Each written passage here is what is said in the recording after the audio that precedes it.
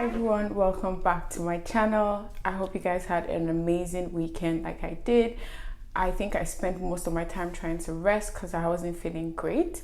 But anyways, back to where we're here. Talk about 5 things that were very helpful in helping me get a job in one of the big 4 accounting firms. I decided to share this because it might be useful for someone else who is looking to come to Canada or even other countries and would love to work in one of the big 4 accounting firms. And for some of you who don't know, the big 4 accounting firms are Ernst & Young, which is called EY, KPMG, I don't know the full meaning, PwC, PricewaterhouseCoopers, and Deloitte. So those are the 4 big 4 accounting firms, and I'm just going to give you pointers that were very helpful in helping me get a job in one of these firms. So the first thing on my list, LinkedIn. I cannot overemphasize how LinkedIn is very important in finding a job in this part of the world. It's such a useful tool, and it just opens so many doors for you which would not have been open to you without that platform. So as you might know, or some of you might know, LinkedIn has various memberships available to its users. One of those memberships allows you to send, I think, 5 emails to people who are not on your subscription list. So people who are not like friends or are not part of your connections, right? Because for you to be able to send a message to a person on LinkedIn, they have to be part of your connections before you can send a message, right? So for example, if you were looking to send a message to me, you would have to send me a request. I would have to accept before, I become part of your connections, and then you can send me a message. But this membership gives you the opportunity to send a message to me, for example, even though I'm not part of your connections, right? So if, I was looking to apply to a job, for example, to maybe PwC, and a recruiter in PwC has uploaded this job posting on LinkedIn, right? I could still apply to that position, right? I could just click the apply button, send in my resume, respond to whatever questions are there, but then remember, I could send you so for example, if I was looking to apply to a job in PwC, maybe I see a job posting on LinkedIn and I'm like, oh, I'm interested in this job, right? I could click the apply button, send in my resume, respond to whatever questions they have. But remember, my resume gets lost with so many other resumes, right? And obviously, there will probably be some tech interface or some platform which, screens these resumes and looks for keywords, and there's a chance that my resume might not get picked.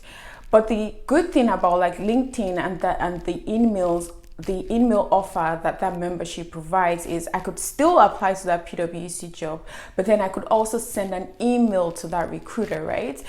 Showing myself and showing the past experiences I have, and that was very key in helping me secure one of the first interviews I got in the big 4. So I would apply to the job and send an email to the recruiter saying, hi, my name is blah blah blah, I've worked at this and this and this, and I think I'm a great person for this position because of this and this. So very short, very concise, but then it's typically giving me the opportunity to sell myself to that recruiter. So if she sees this email, there's probably a high chance, if she sees I meet, some of the requirements, there's a high chance I'm going to get an interview, right? So that's one of the great benefits of LinkedIn. And like I said, it's such a powerful tool. It's something that was very helpful with securing jobs. So even outside of the big 4 accounting firms, if you're looking for jobs, generally, LinkedIn is such a good tool, because with every job posting, usually the recruiter's name is within the job posting. So you can click on the recruiter's name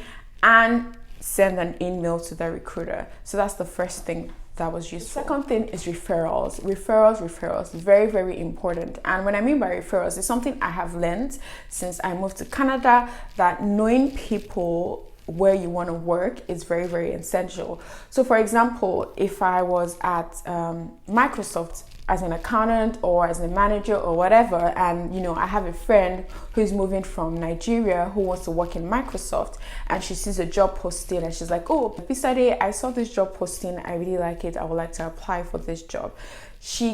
I can refer her which further increases her chances of getting noticed. Because I remember the first time I left the Big Four and I went into the industry, and I had a friend who was still in the Big Four who saw a job posting at the company I worked, and she's like, you know, Bisade, I saw this job posting, I'm really interested in it, can you refer me? Because I had referred her and I had told my manager, she was immediately scheduled for an interview. So even though she had applied, even though her resume might have gotten lost, but because she knew someone within the organization, it helped her get a foot into the door. So it doesn't automatically mean you're going to get the job, but then at least it gives you a 70-80% guarantee that you're going to get interviewed, and you can further sell yourself more than your CV would have sold you. And thankfully she did get the job based on how wonderful or how good she was, but then because she was able to make use of the referral program, it got her a higher chance of getting an interview. So that's another thing. Referrals are very important. So if you can, if you see a job in a company you like, you send a message to the recruiter, you still haven't heard anything back, you can always, look for people who have worked in that organization or who are working in that organization, reach out to them, send them a message, ask them if they're willing to refer you, or reach out to friends, that work in these organizations you would like to work in, ask them if they could refer you. And that would be very helpful in getting that foot into the door and ensuring you get that interview that will give you the opportunity to even sell yourself more. The third thing is, and this is more specific to my line of work as an accountant, another thing that's very helpful in getting a job in one of the Big Four accounting firms is being a qualified accountant. So whatever the designation is in your country, for me in Nigeria it was ICANN or ACCA, ICANN being specific to Nigeria, ACCA being more global. So I had ACCA, which is the Association of Chartered Certified Accountants in the UK, which is the qualification in the UK.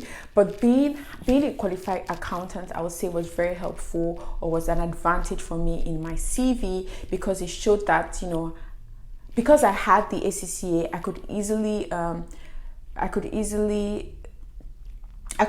change that, or it could easily translate into me getting a designation in Canada, having the Canadian accounting designation. So it was less of a hassle. Like, I didn't have to write exams. They already knew that I had everything I needed to be an added value to their team. Because think about it, in the Big Four accounting firms, the number of qualified accountants they have is an added value or an added advantage to their firm, right? It's a selling point for their firm to know, we have this number of qualified accountants. So being a certified or chartered or qualified accountant is such a huge advantage as well. And if, for example, you've done your ACCA, or you've done whatever qualified exams you have, if you're able to make use of whatever mutual recognition agreement between whatever accounting body and the CPA, which is the Chartered Public Accountant for Canada, make use of that MRA, make use of that mutual recognition agreement before you even move to Canada,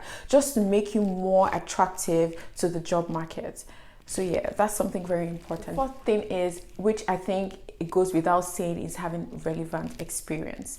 For example, I worked in one of the Big Four accounting firms in Nigeria, and because I had that relevant accounting auditing experience, when I applied to similar roles, it translated, like it made sense, right? Unlike if I was an accountant in Nigeria and I came here and I was saying I want to be a computer engineer as a manager, like how can I show that I have the qualifications, I have the relevant experience, or I have enough knowledge to excel in that role, right? So having the relevant experience is very important in getting a job. For me, it was important for me in getting a job in one of the Big Four accounting firms, because I had audit experience. I had worked in one of the Big Four, which, by the way, isn't necessary, but I'm just saying, because I had that experience, it just made sense, right? It made sense that she has the experience, so she knows what to expect when she gets this role. It would be different if I was working in the Big Four accounting firm and then I came here and I said I wanted to be a computer engineer, but that doesn't make sense because it's not relevant. I have no experience that translates into being a computer engineer when I was an accountant in one of the Big Fours. So that's what I mean by relevant experience. Learning to tailor your resume such that it just, it shows that I'm able to do the job that is being required. I'm able to do the job in the job posting, right? So you might have different experiences. For example, back in Nigeria, I had audit experience and accounting advisory experience. So whatever role I was applying for, I would put a spotlight on whatever of those experiences was most relevant to the posting I was applying for. So just ensure that whatever job you're applying for, your experience translate into that job. Your experience is relevant, it makes sense. If especially for people who have done various things, still put everything in your CV, but highlight those things that would make the most sense with whatever job you're applying for. And finally, the last thing I'll say is confidence. One of the things that's really helped in interviews for me is being confident. They can tell when you're not confident, right? And it's okay not to know the answer to every question. Trust me, the interviews I've gone for where they asked me a question, I said, I really don't know. And the confidence and the honesty to own up was one of the great things that they fell in love with. Because, for example, I applied to this role where they had listed certain things they wanted the person to have done in the past to work in that role. I hadn't done everything, and I wasn't going to lie, because I wasn't going to go there and they will ask me to do it, and I'll be confused and feeling stressed. So I said, I had done 7 out of 10. The last 3 I haven't done, and I sent it back to them. And I remember having the interview with the interviewer, and she was like, one of the reasons she was really, really looking forward to interviewing with me was that she loved my honesty and the confidence in being honest and saying, I have done this 7, I haven't done this 3. So according to what she said, if I had said I had done everything, she would have known it was a lie. So I feel being confident and in the things that obviously prepare, be prepared for your interview, read up about the company, read on the role, have examples for different, based on the requirements of the role, have examples for almost each one of them, especially because in this part of the country they ask a lot of behavioral questions. So you need to think deep and wide, ask people questions, ask them how you should prepare, and go there confident. The worst that can happen is you wouldn't get the job.